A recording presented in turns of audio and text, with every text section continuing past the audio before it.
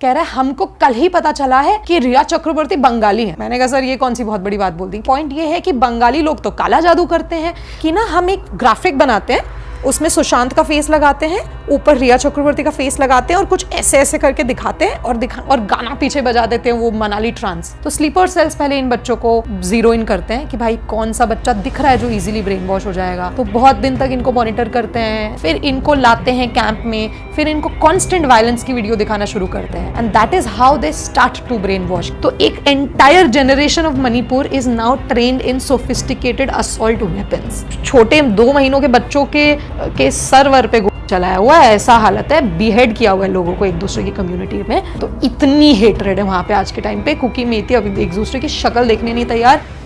तो दोस्तों स्वागत है आपका एक और मजेदार एपिसोड में। आज के एपिसोड में हमारे साथ है तनुश्री, जो कि एक जर्नलिस्ट हैं, इन्वेस्टिगेटिव जर्नलिज्म प्रैक्टिस करती हैं। ये 19 साल की उम्र से इन्होंने जो अपनी जर्नी शुरू करी है, ये ऐसी ऐसी जगहों पर गई हैं, ऐसी रिमोट जगहें जो कि हम जहाँ की लाइफ के बारे में हम सोच भी नहीं सकते, और वहाँ के जो इनके एक्सपीरियंसेस रहे हैं आज हम इस पॉडकास्ट में जानेंगे कि एक्चुअली जिस वर्ल्ड में हम रह रहे हैं, सोशल मीडिया की दुनिया में हम रह रहे हैं, हमें अपने देश के बारे में कितना कम पता है। और ये जहाँ पर रहकर आई हैं वहाँ पे इन्होंने राइट्स देखे हैं, मिलिटेंट्स के साथ इन्होंने इंटरैक्ट करा है, देखा है छोटे छोटे बच्चों को हथियार उठाते हुए, ट्रेन होते हुए। कश्मीर में ये रही हैं जो कि आजकल बहुत ज़्यादा चर्चा में है, ऑफ कोर्स ऑब्वियस रीजंस की वजह से। तो स्वागत करते हैं तनुश्री का। Thank you so much guys. Tanushree, सबसे पहले तो ये बताओ कि इंडिया में जर्नलिस्ट की लाइफ इजी है, नहीं है, या अगर आप अगेंस्ट द फ्लो बहते हो, कुछ ऐसा बोलना चाहते हो जो कि सच है, तो क्या आपके पास सच में उतना फ्रीडम है सच बताने का, दिखाने का? एकदम भी नहीं। इंडिया मतलब एक ऐसी जगह आज के टाइम पे जहाँ ऑनेस्ट जर्नलिस्ट के लिए सबसे one of the worst countries है एक्चुअली। प्रेस फ्रीडम एक बहुत बड़ा मजाक है इंडिया में। Also I think I should like to start with little bit roasting you guys, क्योंकि जब आप लोगों का मैंने पहला पॉडकास्ट देखा था, one of the first podcast जो मैंने देखा था, तो मुझे ऐसा, आप लोग कुछ तो भूत प्रेत के बारे में कर रहे थे, मैं अभी इनको बता भी रही थी, और मुझे ऐसा लग रहा था कि यार क्या बातें करते रहते हैं, क्योंकि ये सब बातें करते रहते हैं जो चीज़ें एग्जिस्ट नहीं करती, इस वजह से लोग सीरियस बारे में बात नहीं करते हैं। So thank you so much कि आप लोगों ने ये डिसीजन लिया कि आप एक इन्वेस्टिगेटिव जर्नलिस्ट को बुलाएंगे, एक इंडिपेंडेंट जर्नलिस्ट को अपने शो पे बुलाएंगे। So really thank you so much and I am sorry, आप लोग ये कट मत करिएगा। नहीं बिल्कुल नहीं, हम सब मुद्दों पे बात करते हैं। आपकी नजर में वो इसलिए आया क्योंकि वो पॉपुलर है, वो most viewed video, mostly viewed हमारे हॉरर वाले ही होते हैं, बट हम लोग वैरायटी ऑफ टॉपिक से बात करते हैं। अगर आप और भी पॉडकास्ट जाके हमारे देखेंगे ना, तो जितना आप हॉरर देख के शॉक हो गए हो, आप और ज्यादा शॉक हो जाओगे। अगर आपने और वैरायटीज देख ली आई एम श्योर, तो जाके जरूर चेकआउट करना। क्योंकि हमने ऐसे लोगों के साथ भी पॉडकास्ट करे जो जीबी रोड जैसी जगहों से लोगों को रेस्क्यू करते हैं, आर्मी वाले लोग हो गए, जर्नलिस्ट्स हो गए,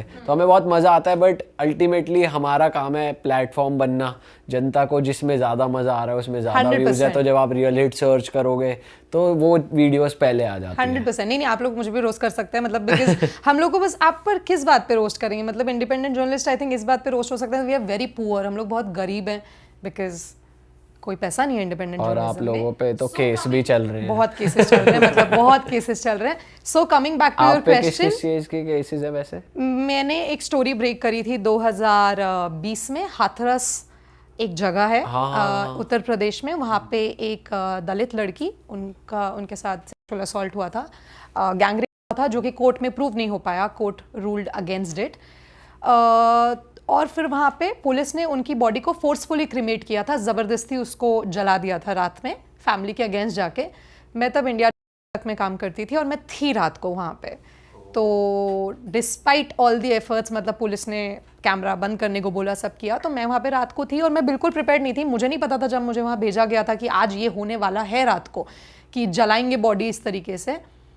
तो मतलब वो तो बहुत ही ख़राब सिचुएशन था। बुलगड़ी नाम की वो जगह थी, बहुत ही छोटी सी विलेज है, जहाँ पे एक दलित फैमिली है, surrounded by all so called high का, what do you call it, ऊंचे जाति के जो लोग हैं, ठाकुर फैमिली से डोमिनेटेड है विलेज।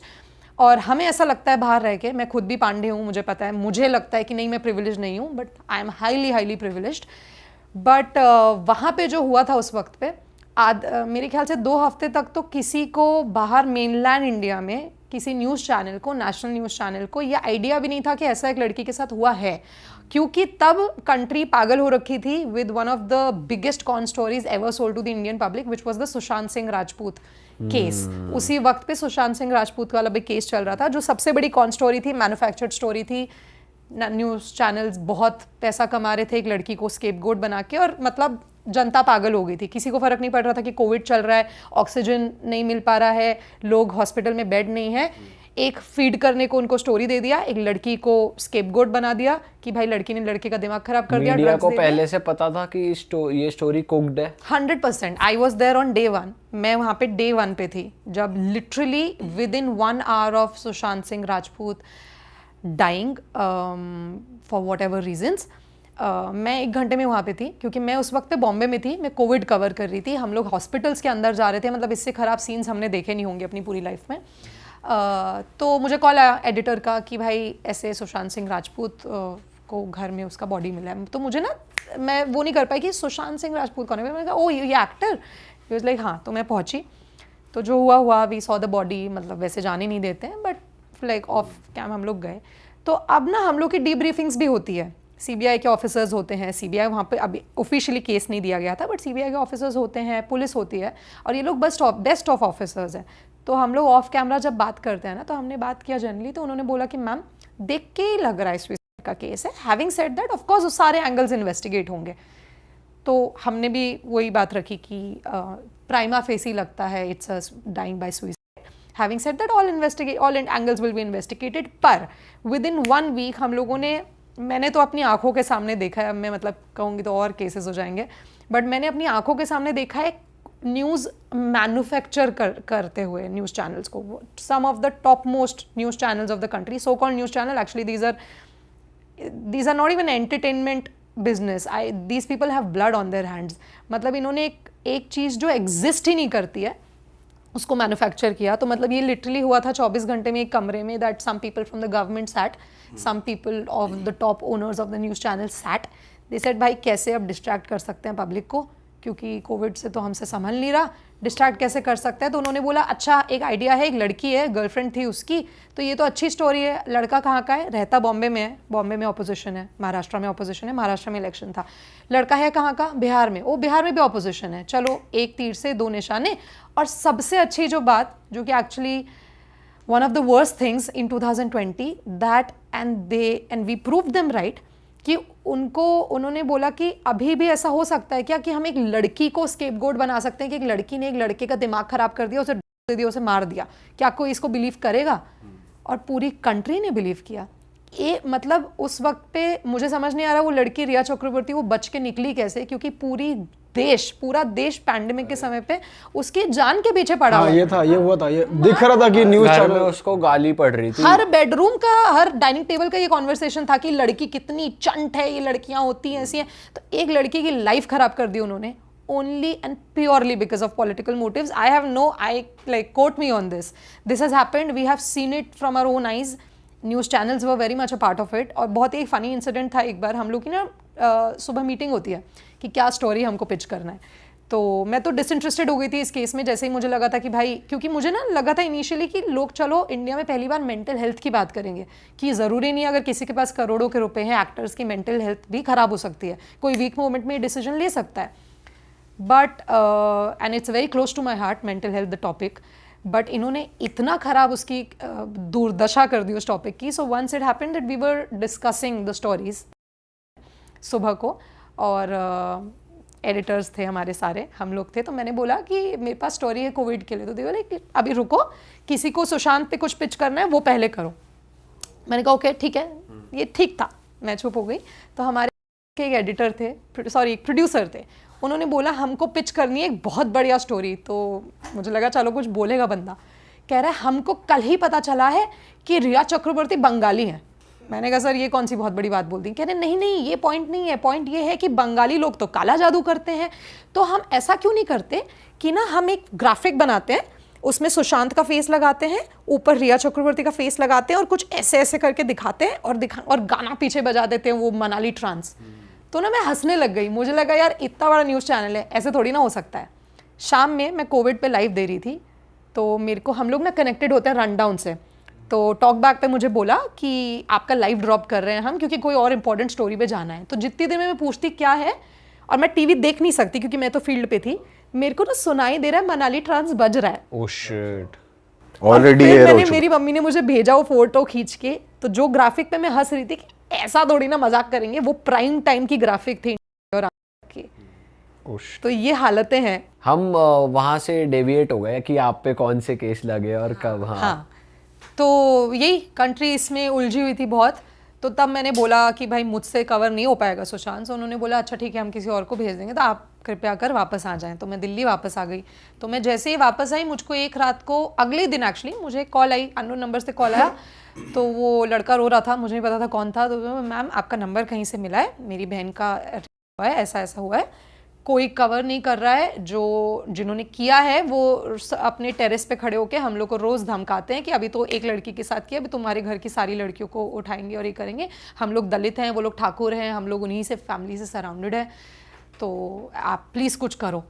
तो मैंने कहा मुझे तो समझ ही नहीं आया क्या बोलना है। तो मैंने इमीडिएटली अपने एडिटर को कॉल किया, राजदीप सरदेसाई मेरे एडिटर थे। मैंने कहा सर ये क्यों नहीं ले रहे हम? सर ने बोला कल फर्स्ट स्टोरी करेंगे हम लोग।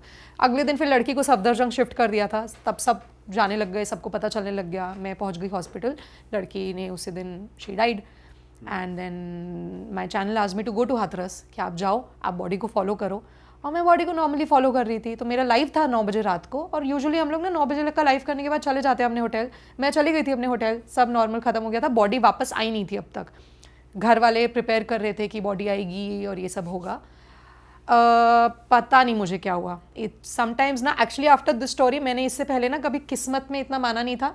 तो मुझे पता नहीं क्या हुआ, आई वेंट, मैंने बोला कि मैं वापस गांव में जा रही हूँ। तो मेरे जो कैमरा पर्सन थे वो मुसलमान थे, तो उन्होंने बोला भाई क्या है यार, क्यों परेशान कर रहे हो? मैंने कहा चलो, आप चलोगे नहीं तो मैं अकेले चली जाऊँगी। फिर हम गए, तब तक बहुत पुलिस बंदोबस्त थी। तो उन्होंने बोला गाड़ी तो नहीं जाएगी अंदर। मैंने कहा सर ऐसे तो रोक नहीं सकते हो आप। तो उन्होंने बोला चल के जाओ। तो फिर हमने किसी लोकल को बुलाया, बाइक पे बैठ के गए, और वो मेरा फर्स्ट ट्वीट था which went viral, which I tweeted कि भाई ऐसा ऐसा हो रहा है। तब वो बॉडी भी अंदर आनी शुरू हुई, डिस्ट्रिक्ट मैजिस्ट्रेट के साथ बॉडी को लोग लाना शुरू किए। तो हमें लगा कि बॉडी घर पे रुकेगी, बट वो इमीडिएटली क्रिमेशन ग्राउंड में जाने लग गए। और फिर उनकी जो माँ थी, उनकी जो भाभी थी, मासी थी, वो लोग लेट गए एम्बुलेंस के आगे कि ऐसा कैसे आप कर सकते हो यार, हमारी घर की बेटी है, हमको उसको एक बार तो देखने दो, आप बचा तो पाए नहीं, let us just see her face. And police ने नहीं देखने दिया, बिल्कुल ज़बरदस्ती किया, क्योंकि उन पर भी प्रेशर होता है। बट चाहे कितना भी प्रेशर हो लॉ एंड ऑर्डर का, आपका काम है लॉ एंड ऑर्डर मेंटेन करना। आप फैमिली से बॉडी छीन के नहीं जला सकते, और रात को तो हिंदू रिचुअल्स में वैसे भी नहीं क्रिमेट नहीं करते हैं। बट फिर उन्होंने बंद किया फैमिली को अंदर, और बस मतलब उन्होंने क्रिमेट कर दिया। और actually and that clip went viral and Rahul Gandhi tweeted it, and obviously it was a lot of people told me that you know this is great journalism, but मेरे ख्याल से ना मैं जर्नलिस्ट की तरह एक्ट कर नहीं रही थी। मैं मतलब एक नॉर्मल लड़की की तरह एक्ट कर रही थी जो इतनी गुस्से में थी, क्योंकि मुझे ऐसा लग रहा था कि अगर मेरे साथ ऐसा हुआ होता, मतलब सोचो मेरी मम्मी कहाँ जाती यार, कितने लोग के आगे हाथ पैर जोड़ती, करती क्या वो। तो मैं इतनी गुस्से में थी, so I kept asking the police officer कि सर क्या जला रहे हो, क्या जला रहे हो? उसने बोला आप डीएम से पूछ लो। मैं बोल रही हूँ क्या जला रहे हो, आप डीएम से पूछ लो। बट हमारे सामने ऐसे हुआ है कि उसकी बॉडी फोर्सफुली यूपी पुलिस ने निकाल के बिना पुलिस फैमिली के परमिशन के जला दी। तो मुझे कुछ समझ नहीं आया, आप पे केस लग गया। हाँ, तो क्योंकि मुझे कुछ समझ नहीं आया, चैनल में उस वक्त पे रात को कोई जगह नहीं था, क्योंकि ये प्रोटोकॉल होता है, कोई टेररिस्ट अटैक या कोई डेवलपिंग स्टोरी नहीं होती तो बुलेटिन रोल्स नहीं होते, लाइव रोल नहीं होता। तो शायद सब सो भी गए होंगे, 2-3 बजे की बात थी। तो मुझे कुछ समझ नहीं आया। Twitter wasn't a rage back then, मेरे भी शायद 5-6 हज़ार फॉलोअर होंगे। तो मुझे कुछ समझ नहीं आया, तो मैंने ट्वीट कर दिया कि भाई देखो ये हो रहा है कि अगर बाई चांस मुझे कोई रात को काट के फेंक दे, at least it should go out कि भाई ये हुआ है यूपी के इस जगह पे। By morning the tweet had I think some 40,000 some views or something. Rahul Gandhi tweeted it, तब तो फिर then everybody took note of it. तो उसकी वजह से some random BJP MLA put some case against me कि भाई मैंने इंसाइट किया वायलेंस की, कुछ तो इंसाइट मुझे समझ नहीं आ रहा। और मेरे ख्याल से क्योंकि मैं पांडे हूँ तो इसलिए उन्होंने मुझे अरेस्ट नहीं करवाया, बिकॉज बहुत बैकलैश हो जाता। There was a journalist called Siddique Kappan, वो मुसलमान था, वो पहुंचा भी नहीं था हाथरस तक, और वो 3 साल जेल में था। तो आई एम 100% श्योर कि क्योंकि मैं एकदम व्हाटएवर इन देयर लैंग्वेज उच्च कोटि ब्राह्मण लड़की हूँ, तो मुझे वो नहीं करते। मैं मुसलमान होती या कहीं और किसी कास्ट की होती तो पक्का अंदर डलवाते। So yes, I still have that case. I still file it. I'm one of the main prime witnesses in the but वो ऐसे खारिज क्यों नहीं हो रहा है? The case against me actually बहुत इंटरेस्टिंग केस है, क्योंकि उस केस में ना इन्होंने चार्जशीट भी नहीं करी है, इन्होंने रखा हुआ है परेशान करने के लिए कि जब ये लड़की ज़्यादा उछलेगी तो दिखा देंगे कि भाई चुप करके बैठो। तो चार्जशीट नहीं करते हैं ये लोग ऐसे केसेस को, क्योंकि उनको भी पता है कोर्ट में कोई स्टैंड ही नहीं करेगा ना, court will ask for evidence. This is purely for harassment of journalists. Okay. अच्छा तनुश्री, आपके ना थोड़े एक्सपीरियंसेस की बात करेंगे। आपने बहुत ही, आपकी लाइफ बहुत ही अलग रही है। आपने कश्मीर में जो टाइम स्पेंड करा है सरेंडर्ड मिलिटेंट्स के साथ, वो मैं जानना चाहता हूँ उनका क्या पॉइंट ऑफ व्यू होता है, उनका किस तरीके से उनको माइंड वॉश किया जाता है, मतलब वो ऐसे सिचुएशन में एंड अप क्यों करते हैं अपने आप को। तो मैं जानना चाहता हूँ आपकी उनसे क्या बात हुई और कैसा सब कुछ रहा था। कश्मीर ना एक मतलब Kashmir is a different ball game all together. मतलब अगर 3 मेन कॉन्फ्लिक्ट जोन्स जो हैं हमारी कंट्री के, छत्तीसगढ़ जहाँ से मैंने शुरू किया था, कश्मीर मैंने बहुत लेट अपनी लाइफ में कवर किया, एंड देन मणिपुर हैपेंड। और एक तो कश्मीर में बिफोर आई स्टार्ट टॉकिंग, मतलब हम लोग ना जो जर्नलिस्ट होते हैं ना, जो रियल जर्नलिस्ट होते हैं, हम लोग बहुत रेस्ट्रेंट बरकरार करते हैं, क्योंकि कश्मीर इतनी कॉम्प्लेक्स मामला है ना, तो हम लोग we don't want to get ahead of ourselves. Having said that, definitely I will answer your question. I have met surrendered militants who are now very much in the society. वो लोग normally society के part हैं, बहुत businessman हैं, बहुत लोग acceptable society में लोग। Absolutely, they drop their weapons. वो सरेंडर्ड मिलिटेंट्स हैं। बहुत पहले के 90s जब पीक किया था, पीक मिलिटेंसी, पीक इंसर्जेंसी जब कश्मीर में थी, तब के मिलिटेंट्स हैं। They drop their weapons, many of them actually were in politics also, joint politics also. तो एक तो ना मुझे भी जब मैं उनसे पहली बार मिली तो मेरा भी पहले यही क्वेश्चन होता था कि सर करते क्यों थे, मतलब क्या मसला है। मुझे नहीं पता, मुझे पर्सनली नहीं लगता कि उनको खुद को भी पता है ये आंसर। ऑब्वियसली वो कोई जैज़ देने के लिए बोल देंगे कि नहीं मुसलमानों के साथ इतना बुरा होता है, हम लोगों के जिहाद में ये बताया जाता है, but it's all a sham. आप किसी भी इनोसेंट आदमी को अगर मार रहे हैं, किसी भी इनोसेंट को मार रहे हैं, आप चाहे हिंदू हो, चाहे मुसलमान हो, चाहे कोई जात का हो, कोई रिलीजन का हो, वो आउट राइट गलत है, आउट राइट करेक्ट टेररिज्म है। Any kind is terrorism, right. तो मुझे तो ये क्वेश्चन का लॉजिक ही नहीं समझ आता that they would have some ideology. Whatever ideology is this is wrong, outrightly wrong. But Kashmir ka radicalization is very different. Kashmir is completely Islamic radicalization, and there are local militants also. आपका purpose क्या था? Sorry मैं आपको cut कर रहा हूँ। please आपका purpose क्या था वहाँ विजिट करने का? आप क्यों गए थे? मैं एक स्टोरी कर रही थी। So हम लोग का क्या होता है ना, we have a huge range and network of sources and assets on the ground. हम लोग बहुत बार बहुत लोगों के साथ, ज़रूरी नहीं है उसी वक्त उन पे कोई स्टोरी करना है, बट हम लोग it's a part of a network. तो वैसे मैं वहाँ पे थी कश्मीर में बिकॉज उस टाइम पे कश्मीरी हिंदूज़ को मारा गया था। That was a recent killing of Kashmiri Hindus, Kashmiri Pandits and some Hindus in the valley. तो मैं उसको कवर कर रही थी। This was for the print. मैं तब प्रिंट में काम करती थी, बट मैं सरेंडर्ड मिलिटेंट्स को भी इसलिए मिल रही थी क्योंकि they are part of a network, they are part of our sources. तो और बहुत इंटरेस्टिंग था। मैं एक्चुअली उनके घर से निकल रही थी और कुछ IB ऑफिसर्स उनके घर में एंटर कर रहे थे, शायद उनको पिक भी किया हो फॉर क्वेश्चनिंग व्हाटएवर, बट यही है। और इस वक्त पे after they have surrendered weapon, अब वो खुद भी मानते हैं कि नहीं यार गलत था, हम लोगों ने गलत किया था, हम लोग कम्प्लीटली ब्रेन वॉश थे, हम लोग कम्प्लीटली रेडिकलाइज थे, नहीं करना चाहिए था, बट जब किया तो है ना। पर जैसे आपकी बात हुई, इंटरेक्शन हुई, तो उन्होंने कुछ बताया कि हाउ डू दे ऑपरेट या कैसे वो उनका चैनल वर्क करता है? Yes, so basically how they operate is this people are from normal families like you and I, बहुत नॉर्मल फैमिलीज के होते हैं। They are picked up by sleeper cells of mostly LET, which is the most active terror group in Kashmir.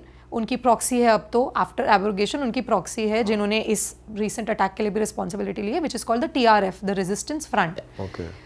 तो उन जो sleeper cells हैं, commander जो area commander होता है ना ऐसे मिलिटेंट जोन का, उनको सब मिलिटेंट ग्रुप्स का, उनको सबका एक्सेस नहीं होता। लाइक वो बहुत बड़े लीडर्स होते हैं, वो सबको नहीं मिलेंगे। तो स्लीपर सेल्स पहले इन बच्चों को ज़ीरो इन करते हैं कि भाई कौन सा बच्चा दिख रहा है जो इजीली ब्रेन वॉश हो जाएगा। तो बहुत दिन तक इनको मॉनिटर करते हैं, इनका लोकेशन देख रहे होते हैं, इनके रास्ते वास्ते देख रहे होते हैं, फिर धीरे धीरे करके इनसे बात करना शुरू करते हैं, फिर इनको लाते हैं कैंप में, फिर इनको कॉन्स्टेंट वायलेंस की वीडियो दिखाना शुरू करते हैं। And that is how they start to brainwash कि देखो इंडिया में आप देख नहीं रहे हो कि मुसलमानों को पे किस तरीके से अत्याचार हो रहा है, मुसलमानों को किस तरीके से मारा जा रहा है, which I am saying is not wrong. Muslims in today's time 100% have been cornered. There is a lot of violence perpetrated by right-wingers, right-wing Hindu extremists. 100%. That's reality. But दोनों side have extremists. Every religion has extremists. Normal जो लोग होते हैं किसी को violence नहीं चाहिए, जो कमा के खा रहे हैं किसी को violence नहीं चाहिए. But ये जो militant groups होते हैं ये ऐसे videos को use करते हैं to brainwash. और क्योंकि ये बच्चे ही at the end of the day छोटे बच्चे होते हैं, कॉन्फ्लिक्ट जोन्स में बड़े हुए हैं. आप और मैं इमेजिन भी नहीं कर सकते हैं कि कॉन्फ्लिक्ट जोन में बड़ा होना क्या होता है. इन लोगों ने पैदा होने के दिन से आर्मी देखी है. इन्होंने पैदा होने के दिन से देखा है कि भाई इन लोग ट्रैवल कर रहे हैं, आर्मी ने इनको मार दिया कि चलो घर के अंदर चलो, पत्थरबाजी कर रहे हैं, ऑब्वियसली आर्मी रिटेलिएट करेगी. तो इनका ना एक नफरत वैसे ही रहता है फोर्स के साथ, बेसिक. कितने and there all obviously Kashmir में बहुत एक्सेसेस भी हुए हैं सिक्योरिटी फोर्सेस द्वारा. तो ये लोग एक अलग जोन में बड़े हुए हैं, इनका माइंडसेट अलग ही रहता है. उस चीज़ से हम कंप्लेंट भी नहीं कर सकते. बट येस, सो और ज़रूर हर कोई एक्सट्रीमिस्ट नहीं बन जाता, but many kids they pick up, they start by showing them videos, by constantly every day telling them कि आप देखो मुसलमान के साथ क्या हो रहा है. तो सिर्फ वीडियोस ही दिखाते हैं, कुछ और भी क्या, मतलब और क्या प्रोसेस होता है इनके ब्रेन वॉश करने में? Mostly they show them visuals of extreme kind of violence, and this is a modus operandi of everywhere. मतलब आप चाहे ISIS ले लीजिए, चाहे आप लश्कर ए तैयबा ले लीजिए, चाहे आप मणिपुर में ले लीजिए. Every person who is being radicalized, every kid or a part of youth or a civilian who is being radicalized or brainwashed, उनको वीडियो से स्टार्ट करते हैं सबसे पहले और कांस्टेंट दिखाता है. जब आपसे बात कर रहे थे तो वो थोड़े से एग्रेसिव थे, उनका नेचर कैसा था? The surrendered militant, absolutely cool. Maybe probably much more cooler than you guys are. Very swift, very chill. क्योंकि ना इन लोगों ने देख लिया है. They have seen the worst. So they are extremely calm. Actually, that's something I have seen in most of the criminals I have met and most of the militants I have met. That these people are much more cooler and calmer than us. मुझसे तो बहुत काम है. इनकी आवाज़ कभी ऊपर नहीं जाती. ये लोग इतने धीरे बात करते हैं, मतलब मैं तो बहुत तेज़ बात कर रही हूँ एक्चुअली. ये लोग इतने धीरे बात करते हैं कि आप और मैं अगर इस डिस्टेंस पे बैठे हैं तो सिर्फ आपको सुनाई देगा, because they are trained in this. तो very cool nature, very calm, क्योंकि इन लोगों का ऑपरेशंस अलग है. तो ये लोग सजाएं काट के आ रखे होते हैं जब जो हाँ या दिस सरेंडर्ड मिलिटेंट, हाँ जी, वो जेल में था, फिर वो बाहर आया. कितने साल जेल में थे वो, उन्होंने मेरे बताया? ख्याल से वो 10 साल तो जेल में थे. And then he was out. So then he was a surrendered militant, and now he's a very quite a popular guy, quite a popular figure in Kashmir. So that's why I can't even take his name. But yeah. So but that's इनके that. मन में जब ये सजा काट के आते हैं और अगर ये टॉर्चर वॉर्चर हुए तो इनके मन में वो फिर से गुस्सा नहीं रहता कि भाई मेरे साथ तो ऐसा कर दिया पकड़ के? कुछ लोग के रहता है, कुछ लोग जिंदगी भरी मलाल रहता है, और कुछ लोग अभी भी काम कर रहे हैं. अभी भी शायद वो लोग इंफॉर्मेशन लीक कर रहे हैं, दे रहे हैं. Probably they are very much hand in gloves with militants, who knows. But and I can't say it certainly कि जिससे मैं मिली वो बिल्कुल अब वो हो गया है. बट कुछ लोग रियलाइज करते हैं कि भाई थैंक गॉड छोड़ तो दिया. जैसे आपने बोला कि जैसे वो उस एरिया में फेमस हैं, काफ़ी लोग को पता ही है वो कौन है, तो जो वहाँ के लोकल लोग हैं, जो यूथ है, उनको ग्लैमरस वे में देखता है कि हाँ इज दैट गाय, या फिर उनको किस तरीके से देखते हैं उनको वहाँ के और लोग? मेरा जो कश्मीर का एक्सपीरियंस रहा है ना, and I am not even exaggerating, I swear to God, it's has been beautiful. The people in Kashmir are some of the most hospitable and nicest people I have ever met. They are. आप लोग कश्मीर गए हैं कभी? नहीं. अच्छा, आप लोग कभी कश्मीर नहीं गए? बहुत अच्छे लोग हैं वहाँ के, बहुत पसंद करते हैं. They are extremely hospitable, they are very nice with Hindus, there is no problem. In fact they are living in guilt कि भाई हम पे ज़िंदगी भर का एक गिल्ट है. जब हम शायद कुछ लोग पैदा भी नहीं हुए थे तब ये एक्सोडस हुआ था, और हम पूरे मुसलमान कम्युनिटी पे अब गिल्ट है ये कि हमने बचाया नहीं हिंदुओं को एक्सोडस पे. और हमें पता है, हम रोज़ उसके साथ जीते हैं, और पर कोई हमसे नहीं पूछता कि हम लोगों से क्या, हम लोगों के साथ में क्या हो रहा है, आज तक क्या हो रहा है. And which is true. आप कश्मीर में रह लो, आपको कितना भी साल रह लो, you will never be able to actually realise कि वहाँ का मुसलमान किस चीज़ से गुजर रहा है. और आप मिलिटेंसी तो छोड़ दीजिए, उनकी सोसाइटल प्रॉब्लम्स कितनी है. सोसाइटी में बहुत प्रॉब्लम्स हैं, डेवलपमेंटल वे में बहुत प्रॉब्लम्स हैं. तो हाँ यार, नॉर्मल मुसलमान जो वहाँ का कश्मीर का है ना, वो भी मैसिवली सफ़र कर रहे हैं, मैसिवली सफ़र कर रहे हैं. ऐसा नहीं है उनका मुसलमान नहीं मरता है मिलिटेंसी में, मुसलमान लोग भी मरते हैं मिलिटेंसी में.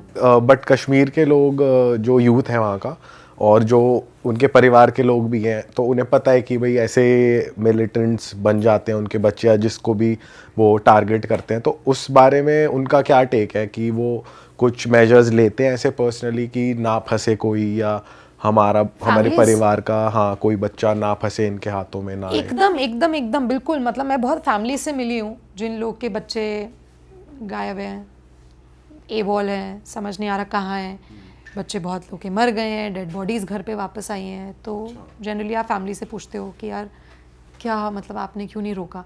उनके हाथ में है ही नहीं, वो लोग फुल कोशिश करते हैं। ये बात एक कश्मीर और मणिपुर में अलग है। Manipur is very separate. Manipur में एक्चुअली बहुत फैमिलीज़ बच्चों को बोलती हैं कि भाई उठाओ बंदूक। कश्मीर में ये सिचुएशन नहीं है, बिकॉज दे नो कि क्या होगा यार, क्या मतलब कितनी लाइफ रहेगी। कश्मीर के मिलिटेंट्स की लाइफ बहुत छोटी होती है, चाहे वो लोकल हो चाहे फॉरेन टेररिस्ट हो। महीने भर की इनकी लाइफ नहीं होती, इनको पता है इनको मरना है। तो कोई फैमिली नहीं चाहती, कोई फैमिली नहीं चाहती कि भाई हमारा बच्चा मरे, कुछ हासिल नहीं होना है। तो ये लोग कांस्टेंट कोशिश करते हैं। सोचिए अगर इनका बच्चा इनको घर में हफ्ते भर दिख नहीं रहा तो ये इमीडिएटली, आई नो फैमिलीज जो इमीडिएटली फौज को इन्फॉर्म कर देती है कि सर ऐसा ऐसा है, देखो आपको बता दिया, आप प्लीज़ बचा लो, प्लीज़ देख लो, पता नहीं कहाँ है वो बच्चा। बच्चों से बात करते हैं। अब तो ये बहुत होने लग गया है कि ये लोग थेरेपीज़ बहुत स्टार्ट हो गई हैं। पहले काउंसलर्स नहीं थे इसमें कश्मीर में, अब थेरेपी स्टार्ट हो गई है, काउंसलिंग स्टार्ट हो गई है। फ़ौज बहुत ये करती है, जो हम तक न्यूज़ बाहर नहीं आती, बट फ़ौज ये बहुत करती है। बच्चों को बिठा के वो लोग पर्सनली बात करते हैं कि हमसे बात करो, कुछ हो रहा है ऐसा, हमें बताओ। Yes yes. और ये थेरेपीज कौन करा रहा है कंडक्ट? ये भी आर्मी करा रही है फिर स्कूल्स वगैरह में? यार आर्मी भी बहुत बार कराती है, सरकार बहुत बार कराती है, private there are so many NGOs which are working with Kashmir students. Okay. कि इनका कि किसी तरीके से ब्रेन वॉश ना हो जाए, कोई किसी के हाथ में ना फैमिलीज बहुत ध्यान रखती हैं कि भाई अगर बच्चा गायब है घर से तो कहाँ है, क्यों है। ये बहुत, this I can totally vouch for कि कश्मीर में families they do not want their kids to get brain washed यार, क्योंकि कोई नहीं चाहता ना घर का बच्चा मरे। तो दिस इज दैट। आपने बहुत सारे क्रिमिनल से बात करी है जो अपनी सज़ा वगैरह काट के आते हैं। मैं आपके पर्सनल एक्सपीरियंसेस जानना चाहता हूँ कि वो कैसे रहते हैं और आपका उनसे इंटरेक्ट करने का पर्पस आफ्टर उनकी सज़ा पूरी हो गई, क्यों आप उनसे इंटरेक्ट करते हैं और वो कितनी ओपनली अपने क्राइम के बारे में बात करते हैं, और कैसे वो, क्या आप लगता है आपको वो चेंज हो गए हैं टाइप्स, कैसा रहता है वो इंटरेक्शन? यार एक तो एक्चुअली आपने बहुत अच्छा सवाल पूछा। मुझे भी नहीं पता हम लोग इनको क्यों कवर करते हैं। यू आर राइट, इनको नहीं करना चाहिए, है ना। मतलब there is no point giving like this people any kind of platform, but हम लोग करते हैं बहुत बार ना। माइंड हंटर देखिए आप लोगों ने, नेटफ्लिक्स पे एक सीरीज़ है माइंड हंटर, ब्रिलियंट सीरीज़ है वो। Basically it's a New York police NYPD की एक डिपार्टमेंट होती है, जो ये लोग पुलिस ऑफिसर्स हैं, ट्रेन पुलिस ऑफिसर्स हैं। ये लोग क्या करते हैं ना, जो क्रिमिनल्स हैं, सबसे हीनस क्राइम किए हुए क्रिमिनल्स हैं, साइकोपैथ्स हैं, इन लोगों के साथ बैठती है, इन लोग का जानने की कोशिश करती है कि इन्होंने क्या साइकी थी कि इन्होंने ये क्राइम कमिट किया। प्रोफाइलिंग करती है उनकी कि घर पे कुछ खराब था, बचपन से कैसे बड़े हो रहे थे, क्या ऐसा हुआ कि इन्होंने 10 लड़कियों को गला काट दिया, क्या हो गया। So I think sometimes it's also very important to profile criminals, ताकि पता चले कि कर क्यों रहा है ये आदमी, वेयर इज ही और शी कमिंग फ्रॉम, कि इन्होंने ये क्राइम किया। So may be a lot of times we meet criminals to profile them to understand कि क्राइम हुआ क्यों। तो उसके बाद फिर आपका मतलब आपकी साइकोलॉजी पे कैसे इफेक्ट करती है चीज़ें जब आप ऐसे एक्सट्रीम लोगों से भी मिल लेते हो, एक्सट्रीम सिचुएशंस को भी हैंडल कर लेते हो, आप अपनी सैनिटी के लिए क्या कैसे मैनेज करते हो? हम लोग है नहीं सेन, हम लोग कम्प्लीटली पागल है। अभी तो ऐसे बहुत अच्छे से बैठे हुए हैं यहाँ पे इसलिए ऐसे दिख रहे हैं, बट नहीं दिमाग हम लोग का भी कम्प्लीटली ख़राब है। पहले होता था, it use to really impact us when we use to go back home ना, तो हम घर पे ही लेके जाते थे पूरी टेंशन, दिमाग ख़राब रहता था 24 घंटे, शायद निकल जाता था लोगों पे, आसपास के फैमिली मेम्बर्स पे निकल जाता था। बट देन धीरे धीरे ना वी गॉट डिटैच्ड, हम लोग अब बिल्कुल डिटैच हो गए हैं। मतलब मैं टू बी ऑनेस्ट मैं इतना डिटैच हो गई हूँ कि मतलब मेरे आसपास 50 डेड बॉडीज़ भी पड़ी होगी तो मैं बैठ के खाना खा सकती हूँ।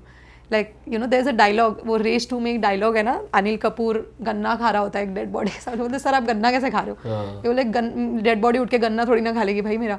तो वो हालत हो गई है कि वी आर एब्सोल्युटली डिटैच्ड, अब कोई फ़र्क नहीं पड़ता। Yes if it's a crime related to women I am personally extremely emotional, मतलब वो रहता है मेरे साथ फिर, और वो रहता ही है। But we do things to keep our sanity alive, we also have a life. So अच्छा, बीच में आपने मणिपुर के बारे में बहुत ज़्यादा बोला, वहाँ पे भी आप गए हो और वहाँ के बारे में भी आपको काफ़ी ज़्यादा नॉलेज है, तो अभी करंटली वहाँ पे क्या चल रहा है, क्या सिचुएशन है, थोड़ा आप बताओ उसके बारे में। करंटली एज ऑफ 25 अप्रैल 2025 मतलब इससे डिवाइडेड और कोई स्टेट है नहीं हमारी कंट्री में। मुझे आइडिया नहीं है कि लोगों को ये कैसे नहीं पता कि it is the only state in today's India which is, and when I से डिवाइडेड मतलब आर्मी, सीआरपीएफ, बीएसएफ और असम राइफल्स 4 पोस्ट से स्टेट को डिवाइड किया हुआ है। मतलब स्टेट ऐसी डिवाइडेड है बिटवीन 2 जोन्स, एक वैली एक hill. Valley is dominated by the Meitei community and hills is dominated by majority कुकीजो, बट उनके और भी ट्राइब्स हैं, बहुत सारे ट्राइब्स हैं। इन दोनों के बीच में लड़ाइयाँ चल रही हैं। ऐसी डिवाइडेड है वो स्टेट कि एक जूता पॉलिश करने वाला से लेके, एक फार्मर से लेके, एक मिनिस्टर तक उस कम्युनिटी का दूसरे जगह पे नहीं जा सकता, जा ही नहीं सकता। There is no scope that that person will come back alive. इस तरीके से डिवाइडेड है कि आप कदम नहीं रख सकते हो। अगर आप मेती और मैं कुकी हूँ, आप कदम नहीं रख सकते हो मेरे इलाके में, मैं आपके इलाके में कदम नहीं रख सकती हूँ। और अब आफ्टर द प्रेसिडेंट रूल लगा 1 महीने पहले, FMR हो गई है, विच is the free movement regime. सरकार ने बोल दिया है, सरकार बहुत कुछ बोल देती है, ऑन पेपर है ये FMR। वहाँ के कम्युनिटीज़ अभी तक इसको नहीं एक्सेप्ट कर रहे हैं और एक जा ही नहीं सकते हैं। और इट इज़ बिजार, जब गुजरात में भी राइट्स हुई थी, 2-3 दिन राइट्स चली, उसके बाद आर्मी ने फ्लैग मार्च निकाला, कोई मास डिस्प्लेसमेंट नहीं हो गई। मणिपुर में क्या हुआ, कॉन्फ्लिक्ट हुआ, 3 मई को शुरू हुआ, 4 मई को हुआ, 5 मई को हुआ, उसके बाद मास डिस्प्लेसमेंट हो गई। जो मेतीस थे वो हिल्स में भी रहते थे, जो कुकीज़ थे वो वैली में भी रहते थे, इम्फाल में भी रहते थे। कुकीज़ सारे इधर आ गए, चुराचांदपुर रिट्रीट कर गए, या तो Kangpokpi which is the 2 main hill dominated areas, और मेती सारे के सारे वैली में आ गए। तो ये जो मास डिस्प्लेसमेंट होने दिया ना, दैट वॉज रॉन्ग। और ऑब्वियसली मतलब आर्मी ऑफिसर्स, जो सीनियर आर्मी ऑफिसर्स हैं, जो सीनियर असम राइफल ऑफिसर्स हैं, जो थे उस वक्त ग्राउंड पे, वो हमको तो बताते ही है ना कि अगर हमको फ्री हैंड होती यार, तो एटलीस्ट ये मास डिस्प्लेसमेंट रुकवा देना चाहिए था। हो सकता है थोड़े और लोग मरते, बट ये डिस्प्लेसमेंट नहीं होता, which is now become permanent, जो सरकार से अब संभल नहीं रहा है। मतलब उनसे हो ही नहीं रहा है कि लोगों को वापस कैसे भेजे। It is the only state in our country in today's time which has more than 250 relief camps, which is more than 65,000 people who are living in these relief camps in conditions you guys will not believe. मतलब क्या हालत है? हालत मतलब मैं आपको क्या बोलूँ क्या हालत है कि वॉशरूम्स नहीं है एक्चुअली औरतों के पास में, टॉयलेट्स नहीं है वहाँ पे, और दुकानों को, मतलब नॉर्मल जो दुकानें होती है ना, प्लेटफॉर्म, उसको रिलीफ कैंप बनाया हुआ है। मतलब बहुत रिलीफ कैंप्स ऐसे हैं कि प्लेटफॉर्म पे सो रहे हैं लोग, खाने के लिए कुछ नहीं है। चावल और दाल पहले मुफ्त का मिलता था, अब वो भी बंद हो गया है। पैसे 40 रुपये इनको सरकार देती है दिन का, वो भी रोज़ का नहीं मिलता, कभी मिलता होगा। मतलब ये हालत है। और ये ऐसा नहीं कि इसको 1 हफ्ता या 2 हफ्ता हुआ है, 2 साल हो जाएगा 3 मई को, कुछ 1 और हफ्ते में 2 साल हो जाएगा। So it is actually one of the longest running conflicts of our country, जहाँ पे चीज़ें ऐसी डिवाइडेड है। अभी ना एक जज का एक टीम ऑफ जजेस विजिटेड मणिपुर, तो जो मेती जज थे उनको भी अलाउ नहीं किया कुकी एरिया में जाने के लिए। मिनिस्टर्स भी नहीं जा सकते हैं, ब्यूरोक्रेट्स भी नहीं जा सकते हैं। इम्फाल से जो चॉपर उड़ती है वो लोग चॉपर में भी नहीं बैठते हैं कि भाई हम लोग लैंड कर ही नहीं सकते हैं। तो आप सोचो, इस तरीके का डिवाइडेड और कोई स्टेट नहीं है। अनऑफिशियली पेपर पे कुछ नहीं, ऑब्वियसली अनऑफिशियली उन्होंने डिवाइड कर दिया। और it's almost like India Pakistan situation. मतलब इन्होंने खुद की फ्रंट लाइन्स बना ली। अच्छा। इन्होंने खुद की फ्रंट लाइन्स बना ली, बॉर्डर बना ली, जहाँ पे ये लोग आपस में with the most sophisticated weapons, जो कि आर्मी के पास नहीं होती, like M4s, M16s, these are American weapons, उससे लड़े थे। या and something very very interesting about Manipur is that there were people who were married, a Kuki man married to a Meiti wife, or a Meiti man married to a Kuki person, and there were people who were dating across communities. तो मैं एक ऐसे couple से मिली. So the girl was a Kuki and the boy was a Meiti. और क्योंकि वो state के बाहर भी नहीं जा पाए, वो इतने वेल ऑफ नहीं थे. And there was a point that, and these guys were really in love, they were dating, they were boyfriend girlfriend. After the conflict started they became village volunteer. Village volunteer एक term थी जो उन civilians को दी गई थी जो voluntarily weapon उठा के अब अपनी अपनी कम्युनिटी को प्रोटेक्ट कर रहे हैं. तो एक समय ऐसा था कि ये लड़की अपनी फ्रंट लाइन पे थी और वो लड़का अपनी मेथी फ्रंट लाइन पे था, and they were actually Poynting at each other with AK-47s. So this is real. मतलब मुझे ये नहीं समझ आता कि लोग इसके बारे में बात क्यों नहीं कर रहे, क्योंकि गवर्नमेंट बात कर नहीं दे रही है. बट वेपन्स कैसे आ रहे हैं लोगों के पास? Very interesting. तो वेपन सबसे पहले तो जैसे ही कॉन्फ्लिक्ट शुरू हुई, कम से कम 6,000 वेपन पुलिस आर्मरी से और जो फौज की नहीं, जो IRB की जो आर्मरी होती है वहाँ से लूटी गई. कम से कम 6,000 वेपन्स. और जब मैं बोल रही हूँ 6,000 वेपन, क्योंकि ये यूपी पुलिस या ये नॉर्मल कोई पुलिस नहीं है, वो मणिपुर है, वहाँ पे AFSPA लगा हुआ है. तो वहाँ के जो कमांडोज हैं उनकी जो बेसिकली उनका जो स्टॉक ऑफ आर्म्स होती है वो बहुत सोफिस्टिकेटेड वेपन्स है उनके पास. मोटर बॉम्ब्स होती है उनके पास इंसास तो बहुत नॉर्मल है, AKs नॉर्मल है, इससे भी अच्छी LMGs होती है इनफैक्ट, लाइट मशीन गन्स.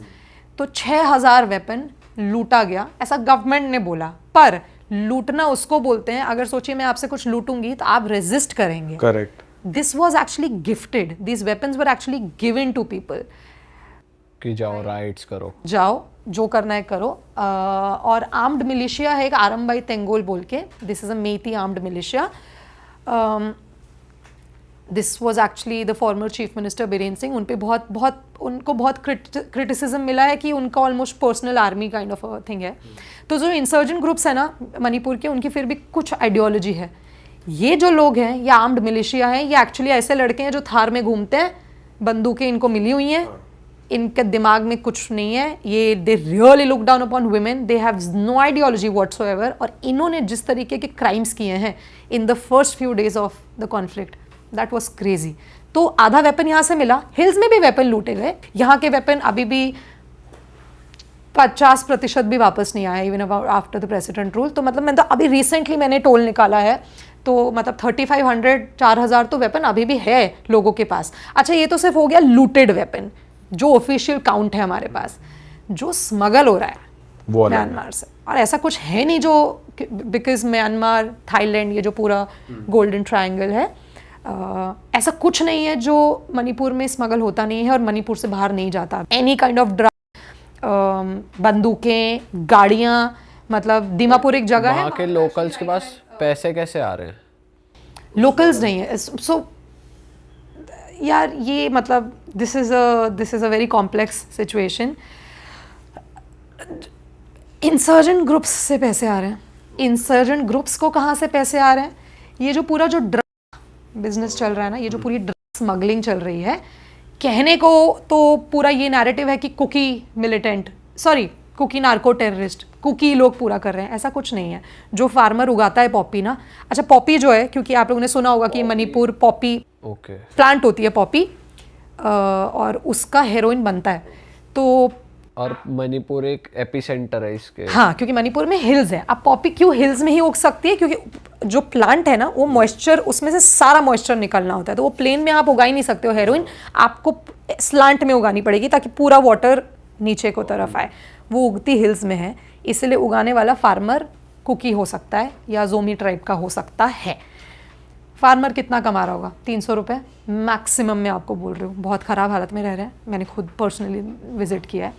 अब वो ड्रग लेके जो जा रहे हैं, ये जो पूरा रूट है, उसमें सब शामिल है. उसमें मेती भी इन्वॉल्व है, उसमें नागा भी इन्वॉल्व है.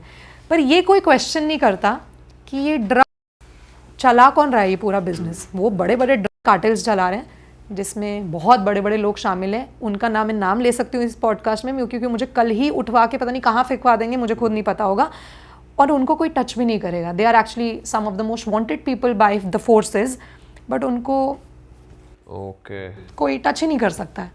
And the government knows about it, right. ऐसा कोई कॉन्फ्लिक्ट नहीं है, ऐसी कोई जगह नहीं है, ऐसी कोई चीज़ नहीं हो सकती 2 साल तक हमारी कंट्री में जो गवर्नमेंट जिसके बारे में अवेयर ना हो. जब तक वो उनके चाहे बिना नहीं हो सकता था, ये इतना लंबा नहीं खिंच सकता था. It's a government failure. तो टू आंसर योर क्वेश्चन कि ये कहाँ से आ रहा है पैसा आने के बहुत जरिए हैं.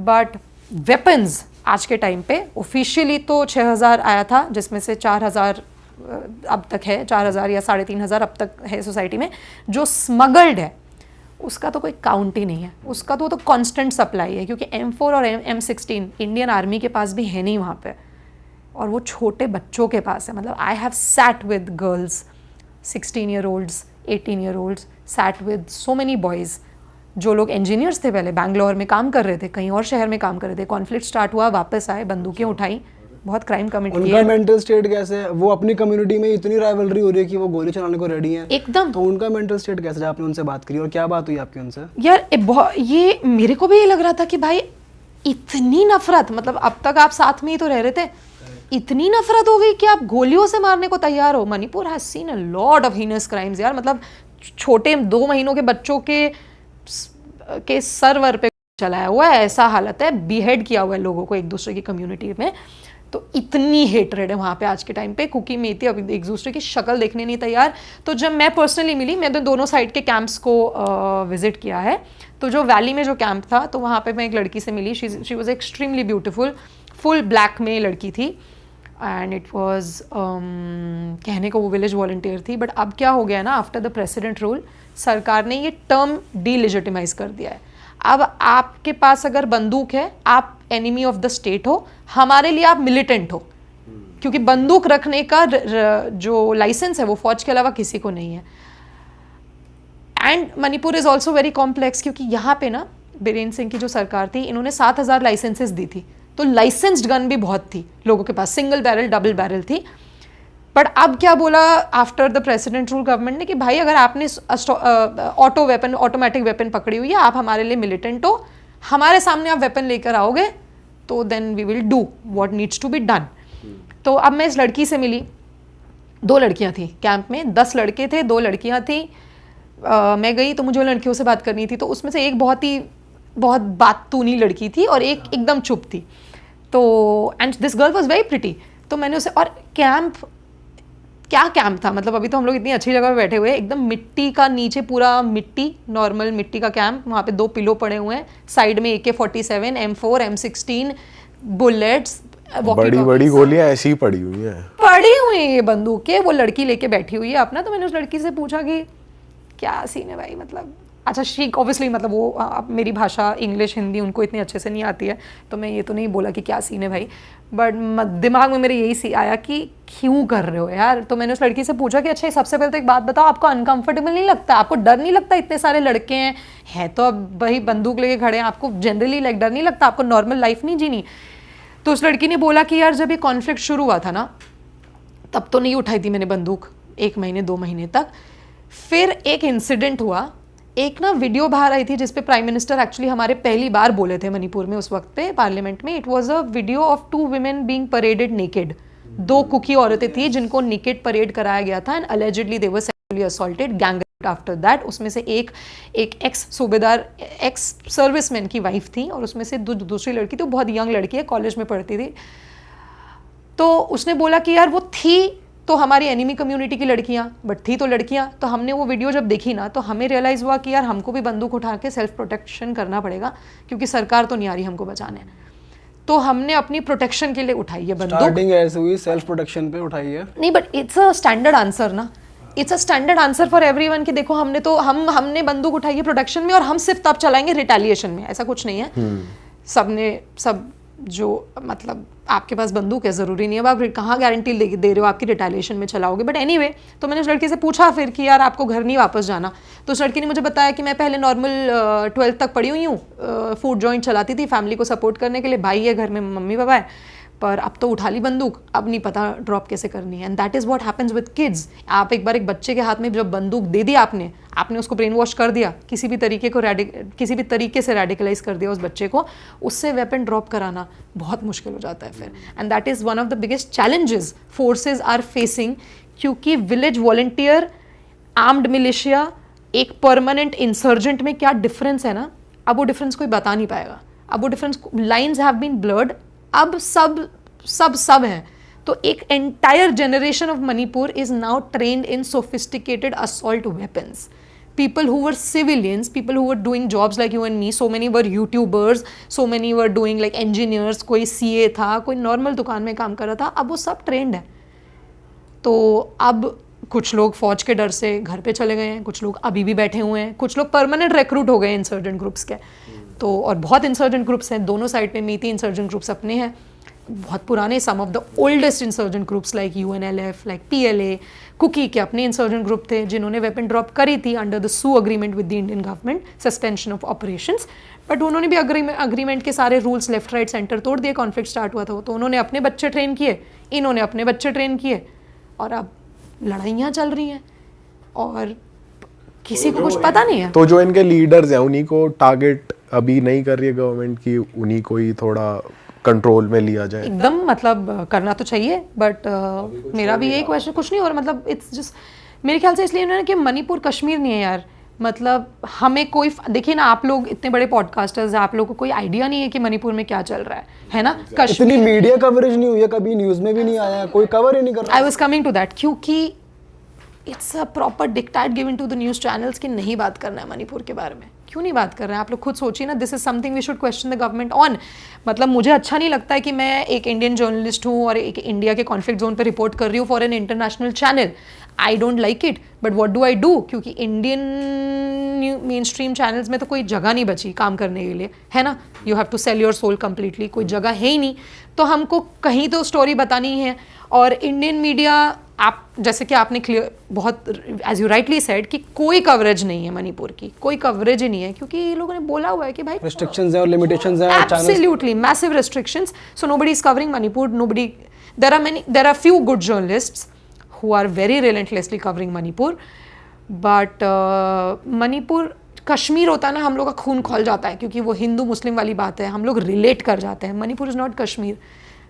It's also one of the reasons is also racism. हमको वहाँ के लोगों से कोई रिलेशन ही नहीं हो सकता हमारा, हम लोग रिलेट नहीं करते हैं। तो जो मेन स्ट्रीम इंडिया है ना, उसको घंटा कोई फर्क नहीं पड़ रहा कि भाई कौन मर गया, कौन मिलिटेंट है। This is very sad. मतलब विद इन अ स्टेट अपने आप में एक इंडिया पाकिस्तान चल रहा है उनके अंदर ही, ये बहुत it's almost like an India Pakistan situation. अभी तो फिर भी फौज ने बंकर्स तोड़ दिए हैं।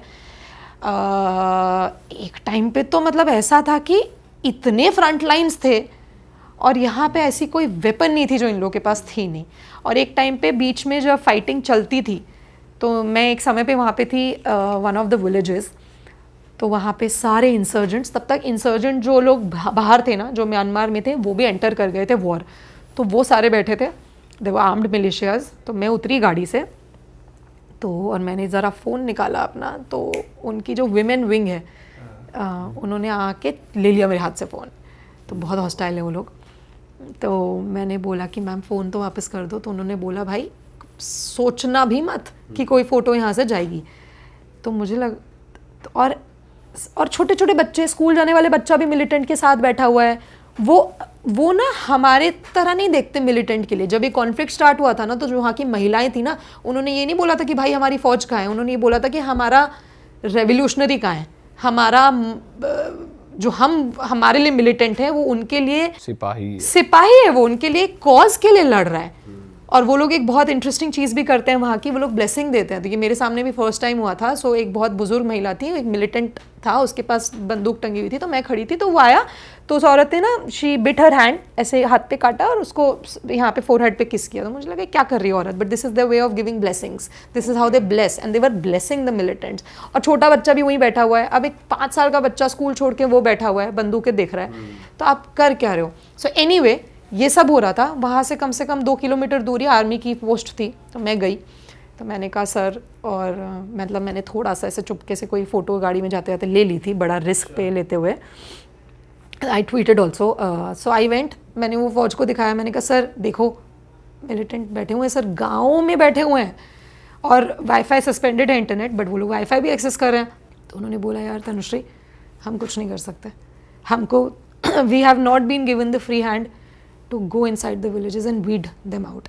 जब तक कोई फाइटिंग नहीं हो रही, इवन फाइटिंग भी हो रही है, तो अभी हमको फ्री हैंड नहीं है, जब तक कि आप हमारी पोस्ट के सामने से नहीं निकलते हो। तो फोर्सेस की ना कोई गलती नहीं है, वो लोग भी इनफैक्ट विक्टिम ही होकर बैठे हुए हैं मणिपुर में।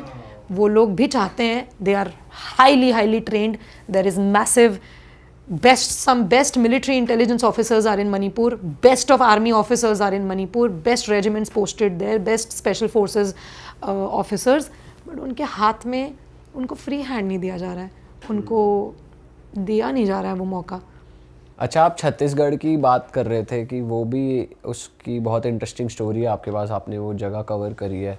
उसके बारे में थोड़ी सी बात करते हैं, वो क्यों इतनी कॉम्प्लिकेटेड है? छत्तीसगढ़ भी बहुत कॉम्प्लिकेटेड है, बहुत सारे कारणों से कॉम्प्लिकेटेड है। मैं 19 साल की थी, मेरी ये फर्स्ट असाइनमेंट थी एज अ रिपोर्टर। तो मैंने एक स्टोरी हुआ था, वहाँ पे एक जगह है Pedagellur, it's a Naxal liberated belt. Naxal liberated belt मतलब कि वो नक्सल का फ्री एरिया है, वहाँ पे मोस्टली सीआरपीएफ या कोई भी फोर्स अंदर नहीं जाती जब तक कोई इनकाउंटर नहीं हो रहा है, वो लोग बाहर नहीं आते, दैट्स देयर एरिया। तो वहाँ पे some 13 adivasi women were sexually assaulted by people of our own forces, Indian forces. ये ऑन रिकॉर्ड है या ये ऑन रिकॉर्ड है। एनएचआरसी ने कॉग्निजेंस लिया था और उन्होंने प्राइमा फेसी बोला था कि हाँ ऐसा हुआ है। National human rights commission of our country, they said ऐसा हुआ है। तो वो रिपोर्ट बाहर आई थी और तब मैंने पढ़ा, तो मैंने अपने एक लोकल सोर्स को वहाँ पे कॉल किया, बोला कि एक बार अगर किसी औरत से बात हो पाए। उन्होंने बोला भाई वो तो एरिया बहुत दूर है, बात तो नहीं हो पाएगी, बट या this is what is happened.